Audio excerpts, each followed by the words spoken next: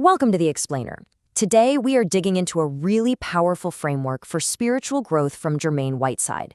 And you know what? It's a model that might just flip the script on how you think about personal development.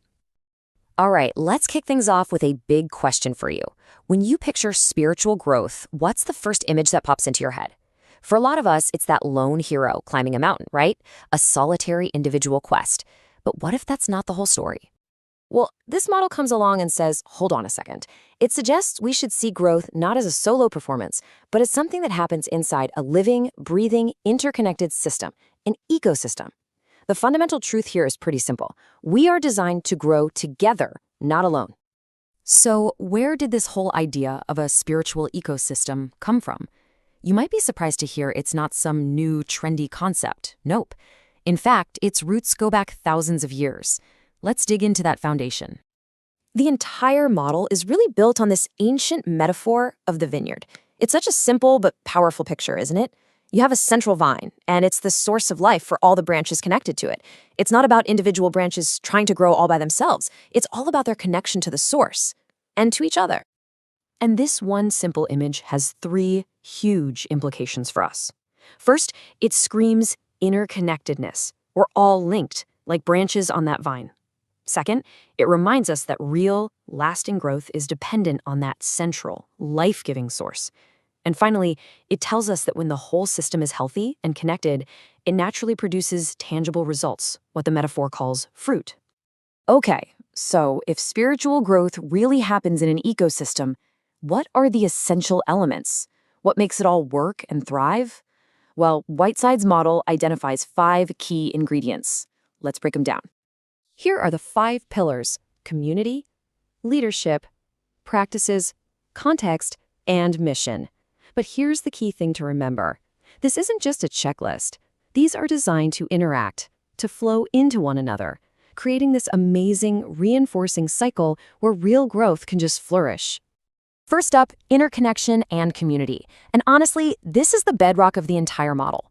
The core idea couldn't be simpler. We need each other. Faith just isn't a private thing. It's nurtured and strengthened when we're in these supportive give-and-take relationships.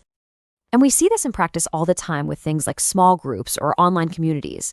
These aren't just social clubs. They're the soil, the environment where the seeds of growth can actually take root because of that shared experience, accountability, and encouragement. Next up, leadership as a catalyst. Now, this totally reframes what we think of as a leader. It's not just about giving talks or being in charge. In this model, leaders are more like architects of growth spaces. They are intentionally designing and cultivating the environment where people can really thrive. A fantastic example of this is training the staff at a daycare. You're not just teaching them their jobs, you're also equipping them to provide spiritual guidance. They are literally architecting a space for holistic growth for everybody involved, the staff and the participants. Our third ingredient is spiritual practices. Think of these as the fuel for the entire ecosystem.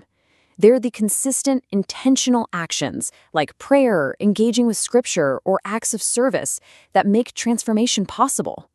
These are the rhythms of growth. And here, you can see how these rhythms get woven into daily life. This isn't just about a Sunday morning service. It's about weaving these practices right into the fabric of a community, from formal Bible studies to those quiet, daily moments of reflection for seniors and their caregivers.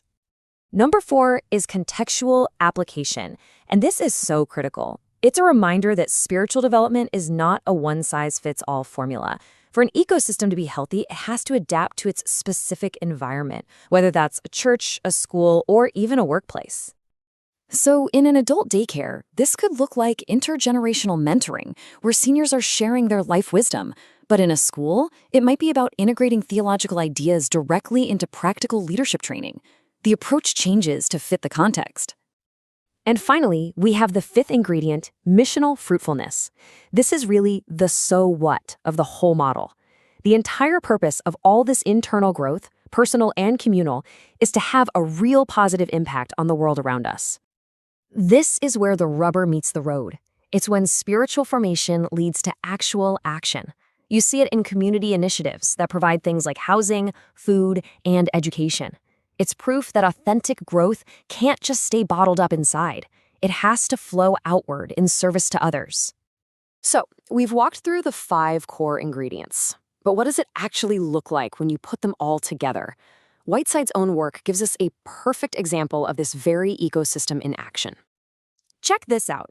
Here you can see how 4 completely distinct ministries are designed to work together as one cohesive system. You have the church providing that spiritual foundation. The daycare extends that into holistic care. The academy is equipping the next wave of leaders. And the outreach ministry takes all that energy and puts it into action in the community. Each part has its own role, but they're all interconnected, all feeding and supporting each other. And this quote just nails the synergy perfectly. It's a system that's diverse, sure, with each part doing its own thing, but it's also deeply interconnected and totally unified in its ultimate purpose, to foster growth. So, after breaking all that down, what's the big takeaway for us? Why does shifting our perspective to see things as an ecosystem really matter? Let's just boil it down to the essentials.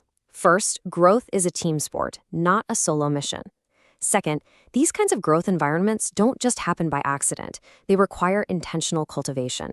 And finally, the ultimate goal isn't just about us. It's about the positive missional impact we can have on the world. And that brings us to our final thought. If our own lives are a kind of ecosystem, it's worth asking ourselves, which part needs a little more attention right now? Is it our community, our daily practices, our leadership roles? What part of your spiritual ecosystem needs some cultivating so it can bear more fruit?